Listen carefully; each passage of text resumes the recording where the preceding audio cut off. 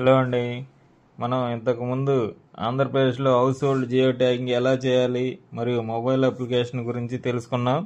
అయితే ఈ వీడియోలో సచివాలయ పరిధిలో నివసించే కుటుంబాల వరకు సర్వే అయిపోయిన తర్వాత మిగిలిన కుటుంబాలు అంటే మైగ్రేట్ అయిన వారు, అంటే ఆ ఊరిలో లేకుండా మరో గ్రామంలో నివసిస్తున్న వారు, హౌస్ హోల్డ్ జియో ట్యాగింగ్ మరియు ఒక ఎంప్లాయీ కేటాయించిన క్లస్టర్లో లేకుండా వేరే క్లస్టర్కి మారిన వారి సర్వే ఎలా చేయాలో ఈ వీడియోలో తెలుసుకుందామండి.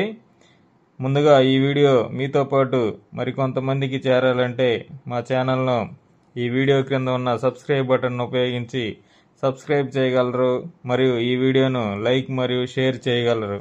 ఇక వీడియోలోకి వెళ్తే, ముందుగా ఒక ఎంప్లాయీ కేటాయించిన క్లస్టర్లోని కుటుంబం వేరే క్లస్టర్లో నివాసం ఉంటున్నట్లయితే ఆ క్లస్టర్ కేటాయించిన ఎంప్లాయీ వారి యొక్క ఆధార్ నంబర్ను సెర్చ్ విత్ యుఐడి అనే ఆప్షన్ ఉపయోగించి వారి ఆధార్ నంబర్తో సెర్చ్ చేసి ఆ ఫ్యామిలీ యొక్క హౌస్ హోల్డ్ జియో ట్యాగింగ్ చేయవచ్చండి.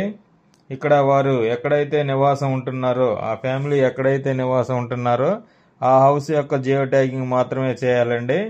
ఇక రెండో విషయం,